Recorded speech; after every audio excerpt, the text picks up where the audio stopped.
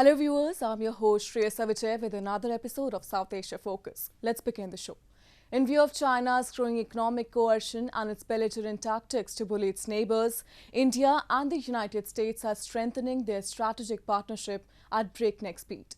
Whether it is through bilateral cooperation, the Quad grouping or other multifarious platforms, the two have reiterated their commitments of confronting Beijing's agenda that is principally based on intruding sovereign lands, colonizing countries through debt trap or flexing muscles against smaller nations. No wonder Beijing is rattled and has further stepped up its designs. It's not just the rapidly expanding trade and the arms sales that is bringing New Delhi and Washington closer, but a growing Chinese threat in the Indo-Pacific, including its unilateral bid at expansionism, control over major trade routes on both land and sea, and its hostile intrusions in others' territories that has prompted a robust alliance to counter it all.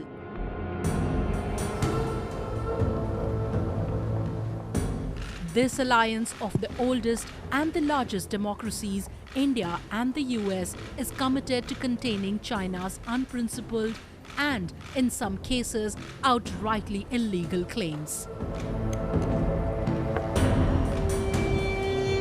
While the first in-person Quad summit a few days ago had laid the groundwork for the future course of action vis-à-vis rules-based global order and operations in the Indo-Pacific, the recent visit of Deputy U.S. Secretary of State Wendy Sherman clearly underlined how things were going to unfold if Beijing didn't rein in its intolerable designs. We will challenge China where we must, where it undermines our interests, the interests of our partners and allies, or threatens the rules-based international order. I think we in India are like-minded in that regard. This deepening partnership, however, is irritating the men in Chinese power corridors.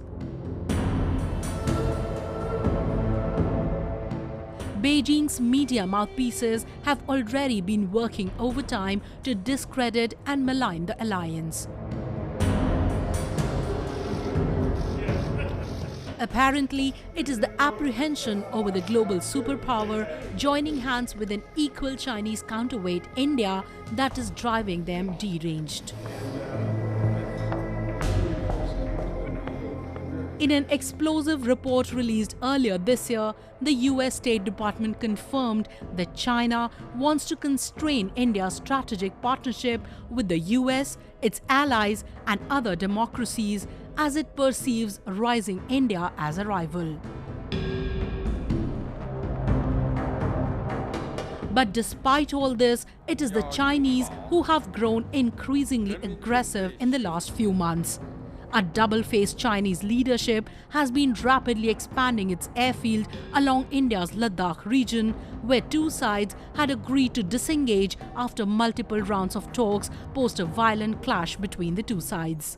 And now India, left with no option but to respond in the sole code of communication that Beijing comprehends, is ramping up border infrastructure, procuring weaponry, testing missiles, and is increasing its troops. S-400 anti-aircraft system is just weeks away from India's possession. While the Indian Army is consistently expanding its arsenal, the Indian Air Force is all set to increase the number of its fighting squadrons in the coming months. The S-400, as per the contract and on schedule, hopefully should be inducted within this year, the first unit. So definitely there has been an increase in their deployment in the forward areas, which remains, of course, a matter of concern for us.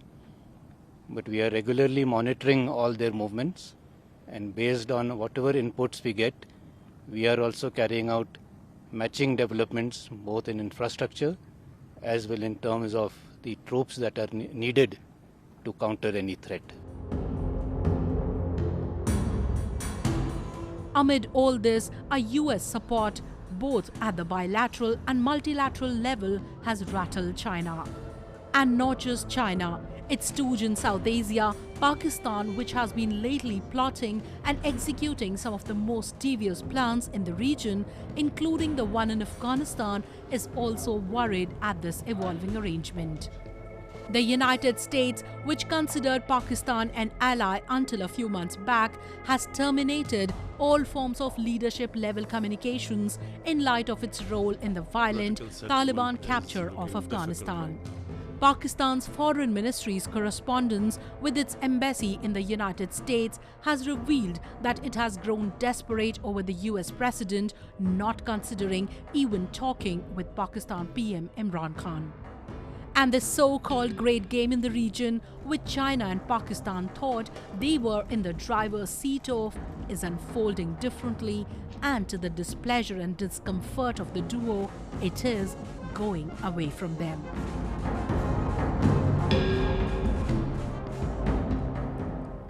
Moving on, if one phrase could appropriately summarize the current Afghanistan situation, it would be out of cauldron into the fire. The humanitarian crisis that anyway prevailed before the Taliban assumed control of the country has gone further downhill. It's chaos and cries all around.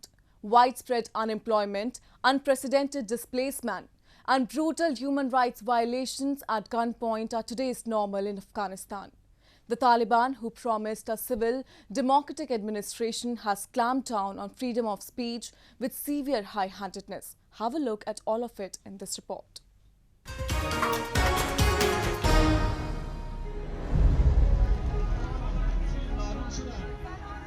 Braving an increasingly fearful atmosphere, a family wearing white shrouds, a traditional funeral wear, took to streets in Afghanistan's capital Kabul, demanding employment for hundreds of thousands unemployed workers.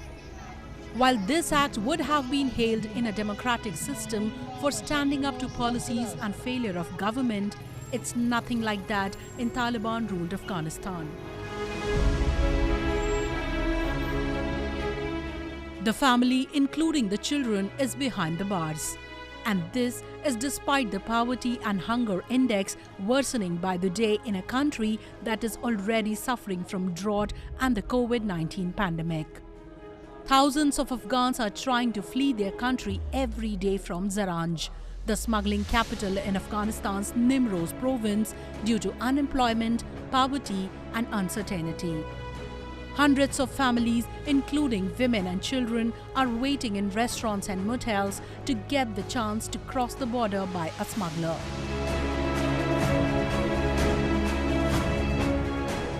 از بیکاری از همه چی به خاطر ایران روان است دیگه با 10 نفر از این مرز همیشه مجبوریت میکنم پس میخوام برم به ایران دیگه از اونی که طالبان اومدن نه کاری است نه جدباری است اصلا دولتی معلوم نیست که چی رقم دولتی است که باید دولت حکومتداری کنن اما چیزی هم که از جیب مردم است اونم میکشه برای خود میگیرن مردم گشنه و زار ضعیف مانده.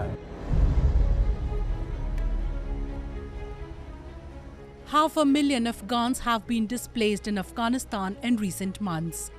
The number will grow several times if the health services, schools and the economy, which are on the verge of collapse, break down entirely. According to the United Nations, nearly half the population of more than 18 million people in Afghanistan require aid assistance to survive, while conflict and insecurity have displaced more than 3.5 million, with nearly 700,000 people uprooted this year alone. And while the unemployment has dipped to a historic low, the limited ones who have their businesses running are barely making their ends meet. سابق کار بسیار خوب بود، کارا پیش میرفت، بیادر مال بار میکرد، هر رقم مال که میبود خلاص میشه دیگر پیسه 5 تومن خشک میبرم. شما فکر کنید دینار از ما بار کردیم از کلی کراچی 2000 افغانی رو ما سودا نکردیم. تا 2000 افغانی بیادر 400 500 زیر ما خرج خانه بودیم من فعلا صبحی نماز خواندیم کیلوی 90 افغانی ما گاز پر کردیم.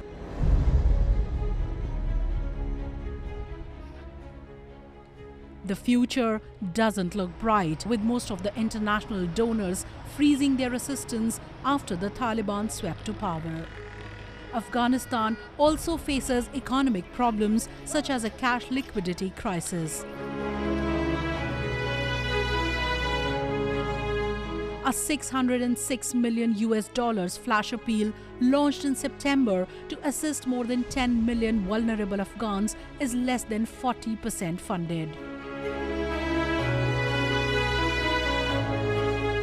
People are clueless as to who they should approach to get their issues resolved.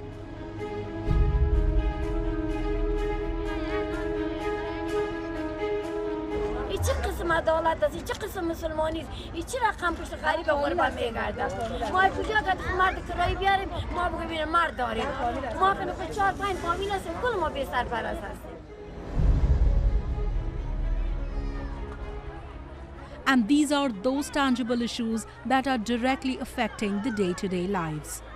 Rest of them, including a dwindling women workforce, strict imposition of Sharia, and a wide-ranging curb on fundamental rights, including the freedom of speech, have not even gathered enough traction owing to the crisis of food and shelter.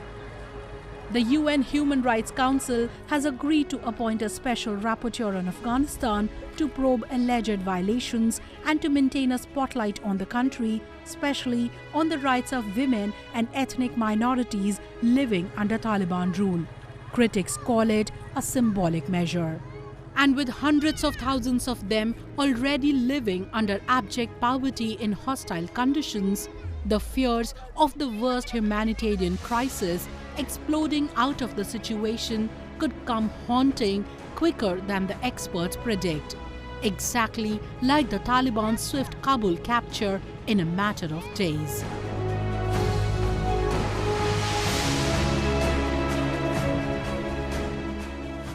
Moving on.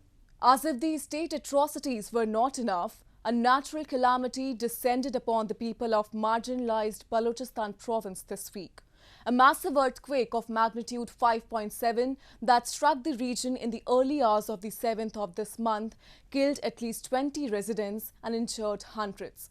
Locals fear more deaths. The situation is being assessed by the authorities and compensation has been signalled, but skeptical observers are not sure if the real affected people are going to receive it.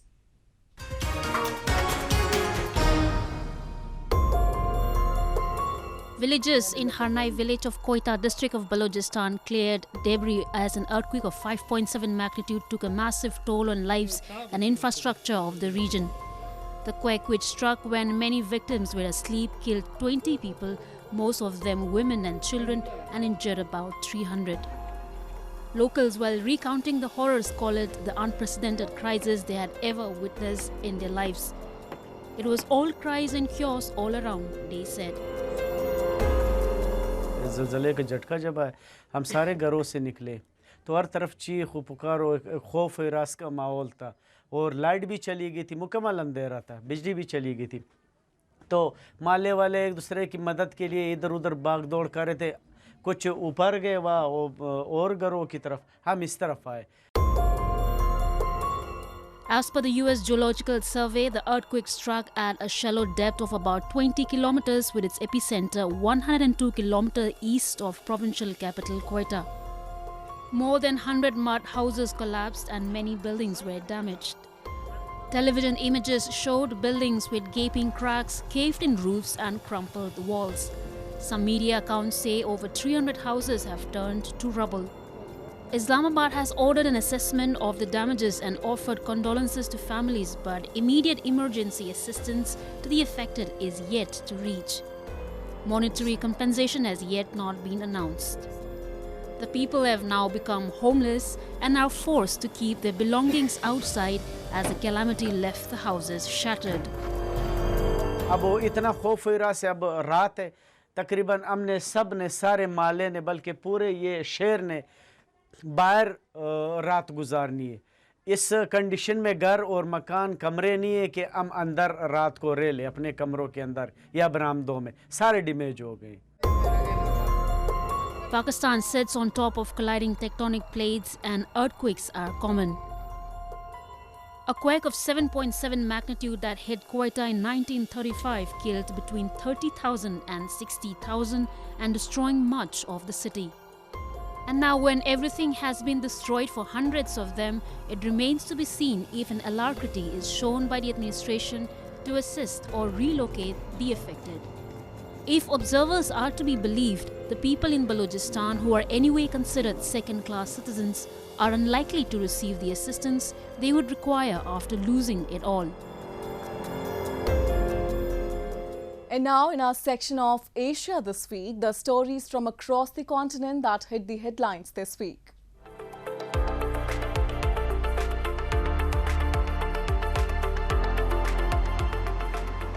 Taiwan has opposed Chinese application to join a major Pan-Pacific Free Trade Pact, saying if China joins it before Taiwan, there are risks it could block their application.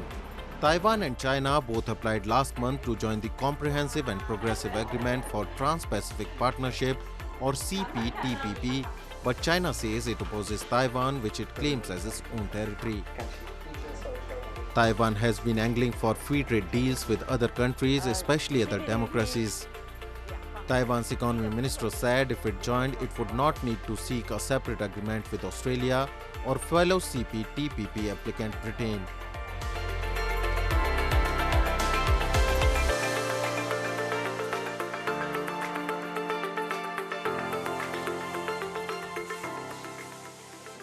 Kikkoman, a Japanese soy sauce, is a universal seasoning.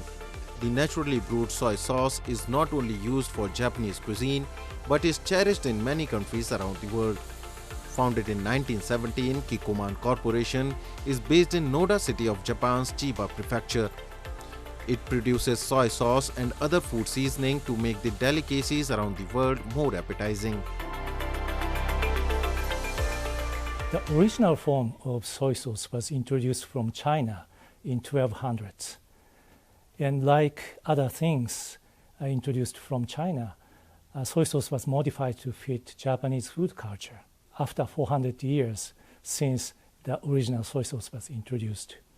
About the same time, our founding family started soy sauce manufacturing. Mogi, Takanashi, and Horikiri family had a great role in terms of development of the soy sauce industry in the region.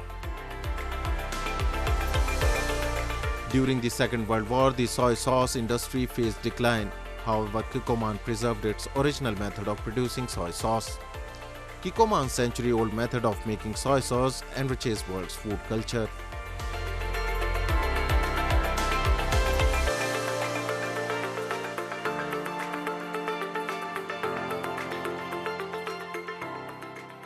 The International University of Japan, or IUJ, is located in Niigata Prefecture.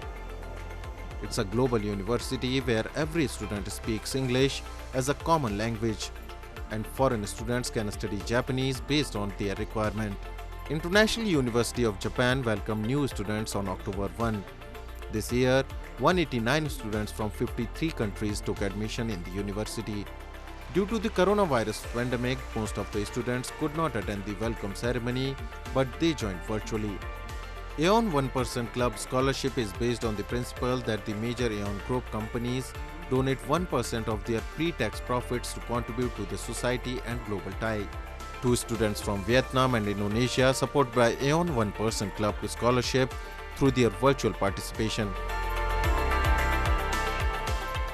We only put it in the landfill, and then there is no kind of recycle technology. That's why we need to learn, Vietnamese people need to learn more about the experience in Japan and then try to apply.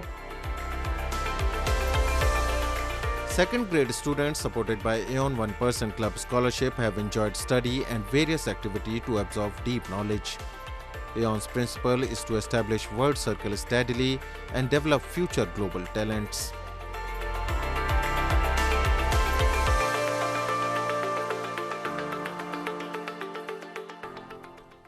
India's colourful culture is at its best during the 10 days long Navratri and Ram Leela celebrations held across the country. The festivals are celebrated in a different way where few mark the victory of good over evil. Similarly, Ram Leela depicts the life of Lord Ram, who defeated Ravan, the Demon King of Sri Lanka, and it is performed to coincide with 9 nights Navratri. The scene of Ravan's execution is enacted in the form of a dramatic folk play known as Ram Leela, which has still recollected its fascination over the years among all. Take a look. One of the widely performed traditional art plays, the 10-day Ram Leela play, has started across India. Ram Leela is chiefly enacted to celebrate Lord Ram's victory over Ravan and to give out the message that good always trumps over evil. Every year, Ram Leela is staged during the 9-night Hindu festival of Navratri. Lord Ram, one of the incarnations of Lord Vishnu and Ayodhya Prince, is known for showing the path of righteousness to his devotees. According to Hindu mythology, it is believed that Ravan, the king of Lanka, now known as Sri Lanka, captured Sita, who was later rescued by her husband Ram after defeating the evil king.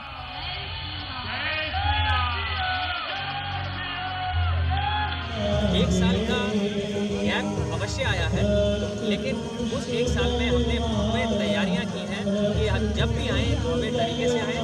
40 नए गाने इस भव्य रामलीला में लाए गए हैं नए, और 10 से 15 सीन में लाए गए हैं। बहुत सारे सुंदरता से गाने दिखाए जाएंगे, डांस परफॉर्मेंसेस होंगी और 5 नए विमान इसमें दिखाए जाएंगे। तो तैयारी बहुत जोरों शोरों से है। As per the beliefs, this staging of Ramayan is based on the Ramcharitramanas, one of the most popular storytelling forms in the north of the country. This sacred text devoted to glory of Ram, the hero of the Ramayan, was composed by Tulsidas in the 16th century in a form of Hindi in order to make the Sanskrit epic available to all. It is generally performed in open space on a large platform. It sets up a great show with modern illumination and technology. The audiences were spellbound after they saw the creative play in the form of poetic recitation, dohas with devotional songs. Last year, due to the COVID-19 pandemic, Ram Leela was either cancelled or went online. However, this year, include placement of chairs with at least 5 feet distance, no entry into the premises without wearing a mask, and the ground will be sanitized after every performance.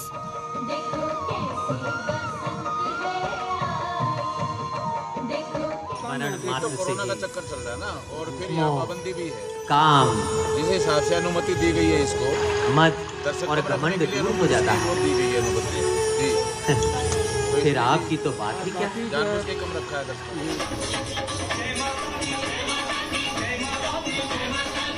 It is believed the festival of Navratri is a significant Hindu festival that is observed over 9 nights and 10 days, in which 9 forms of goddess Durga are worshipped.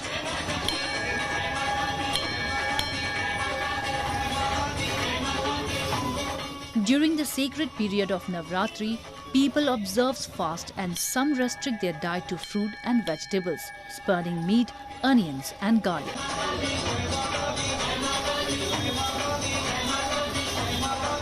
Navratri culminates on the 10th day, coinciding with Dashera festival with the killing of Demon King Ravan, signifying the victory of good over evil.